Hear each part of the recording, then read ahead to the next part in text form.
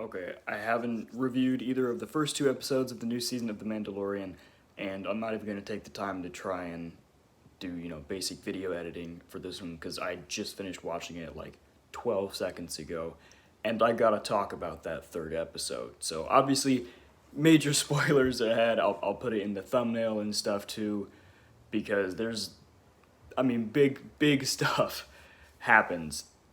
But dang, that was a good freaking episode. The last two I have enjoyed. They weren't great.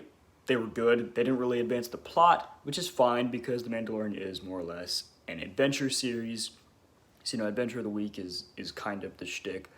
But it was okay. They were good. And the tease at the end of the first episode was, made a lot of us happy. But holy crap, this is the way. Blown away. When I saw the runtime, it's only like 35 minutes. I was a little disappointed. I'm like, oh, great, how much can they squeeze into this short runtime? But they squeezed in a lot. Kind of like how in the first season, episode 3 was epic. The same goes for this. First off, the effects for some of the creatures, like the Quarren, are featured a lot in this, and the Mon Calamari and stuff. I honestly can't even tell how much is practical and how much is CGI, but regardless, props to the team for making everything physically look so good. That's something that's been consistent since the beginning of The Mandalorian. And for it being a TV show with, I imagine, a decent budget, but, not blockbuster movie budget, they do a really good job at that. Whenever Baby Yoda got kicked into that pit with the monster, whose name Mamakor, I think it was called. Yeah, I got scared from it. I know that his pod could close, and I assumed that it did. But even so, that was scary. Okay, he just got eaten by a monster, and then Mando's there. He's just trying not to drown, so there's not a whole lot that he can do. And then these other Mandalorians show up, and of course, if you've watched the Clone Wars 8 to 9 times, like I have, and Rebels, you recognize one of those helmets. You're like, is that who I think it is? And the scene goes on, in half a second. They kill all the Quarren. It's awesome. One of them dives in and rescues Baby Yoda and pulls him out and everything. And then the Mandalorians take their helmet off, and you're like, oh, snap. Because, Mando, Din Djarin, he stands up. He's like, who are you? Where did you get that armor? And I'm like, no, we're Mandalorians. She says that she's Bo-Katan. We all kind of saw this coming, but still, it was so great to see it. And the original voice actress, I think her name is Katie Sackhoff. She's there. They even gave her the little headdress thingamajiggy. She looks great. Excellent choice there.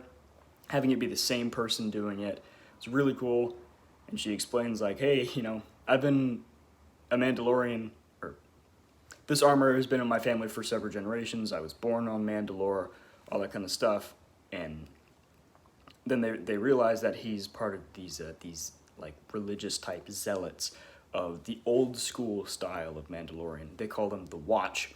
I assume they are referring to Death Watch because that fits kind of with what we know from Death Watch from the Clone Wars. We will restore Mandalore back to its former glory. So all the Mandalorians that we got to know, including the armor, are probably part of these zealots and Death Watch, or maybe it is just the Watch and it's something separate. But that's cool. In season 1, whenever we saw him get rescued, we thought that looked like Death Watch armor, but there was no way of knowing. And then a common bit of confusion among a lot of us has been the fact that he just doesn't seem to know a lot about the Jedi and that kind of thing. And the whole this is the way with the helmet thing, while it's cool, is incongruent with what we've seen in the other TV shows from Mandalorians, like Bo freaking Katan took her helmet off in this episode, and it's it's not a big deal, it's just a shiny hat to protect your head.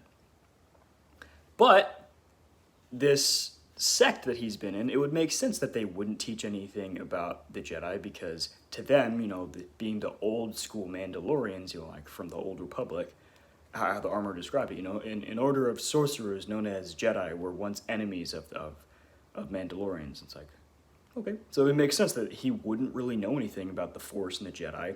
because his only exposure in the outside world is when he's doing jobs. So he's not going to be just sitting around talking to people about, you know, stories of that one Jedi that took down Vader or overthrew the Empire and all of that. He was kind of in a cult. And that's kind of cool because it fills in some of the plot holes, I guess you could call them, that we've been seeing a little bit about him not knowing about the Force, about him not knowing about the Jedi, and with the whole helmet thing. So we'll see if that changes as the show goes on, if he stops caring about taking the helmet off. But, I mean, dang, this was just a cool episode. There was a lot of really good action scenes. I mean, both with just, like, the shooting and, like, the fist fights themselves. Like, it looked well choreographed. It looked cool. Lots of action.